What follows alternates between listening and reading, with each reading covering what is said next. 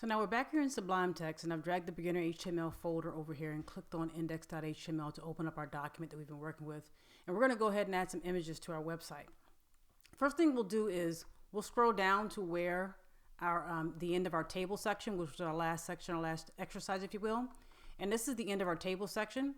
And I went ahead and added the H2 heading for it to be consistent for our images section now. So now I'm going to add images to website.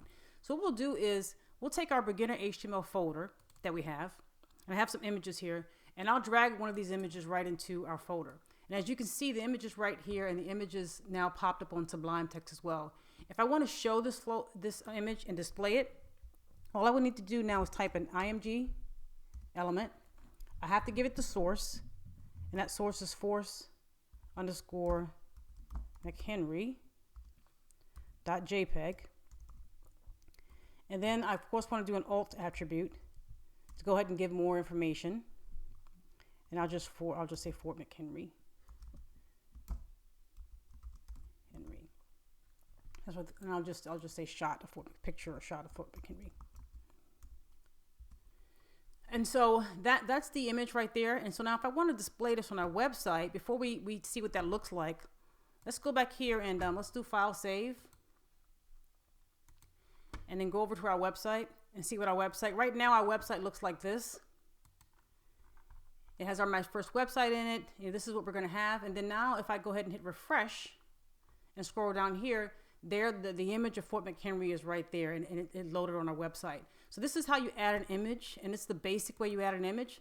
But there is a best practice that we need to be aware of when it comes to images. And that is you're going to make sure, as I mentioned before, that you add a folder, because sometimes you can have a lot of images on a website, and you want to make sure you go ahead and put that in a proper folder to be able to keep track of things. So I'm just going to name this images, and I'll drag this Fort McHenry picture into the images folder. So now if I click on that, you're going to see it's inside the images folder. It doesn't show up here. I have to click over here and show it up there. But now it's inside the images folder and not at the same level as the index.html. So if I went ahead and tried to refresh my browser now and go back to our website and hit refresh, well, now it doesn't show up because it's not going to show up because it can't find it anymore. It just has the alternative text, which is that's exactly what it's designed to do, to be able to show when you don't have the image, when the image can't load. Well, it's not going to show up now because I don't have it labeled properly. So in order for it to show up, given the fact that it's in the images folder and I just moved it, I have to put in here images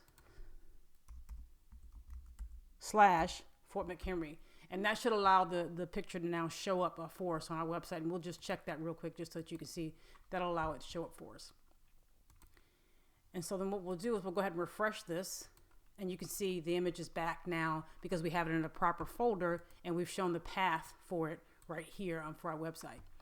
So now what we'll do is we'll add something else real quick, another element that you can add to your images, if you will. And sometimes you may have something that you're talking about on the website, and you may be referring to something and you have a figure or a picture to support what you're referring to. Well, there's a figure element that you can add. That's just a different element that you have in HTML. And I'll go ahead and put that right there. And that just allows the browser to know exactly what you're doing. And semantically, it helps support what you're actually writing on your website, so that the browser knows, or so that screen readers or maybe your search engine, things like that, know exactly what you're doing and how your website is flowing. So figure is another element that you can use. And I'll go ahead and put this right here because it'll know that I want to have a figure. And so now that I have this thing kind of wrapped in a figure, what I can add here is a figure caption. And this fig caption will add a caption underneath the picture, if you will.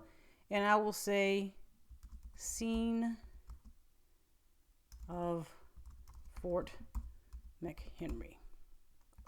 Something of that picture, something of that site. And I'll go ahead and add a little bit more information. But so this right here will give me a figure caption, and it'll show up specifically in the browser in a slightly different way. So if I go right here and I hit file save and check how this is going to now look on our website, go back here and hit refresh. Just make that a little bit bigger. Hit refresh. Now you can see that it gives it a little more space now, and it has seen a Fort McHenry. So now you can it gives you a better idea of what that picture is all about, especially if I were typing something, you were typing something about this particular scene. It allows it to support it, and it kind of gives it more space and allows you to add a caption to it.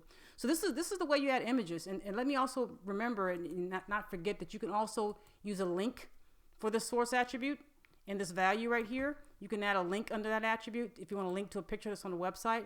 But this is now how you add images. What I'll also go ahead and make sure we have here is I added our HR, our horizontal rule, and this is the end of our images section, so we can kind of be consistent with what we've been doing.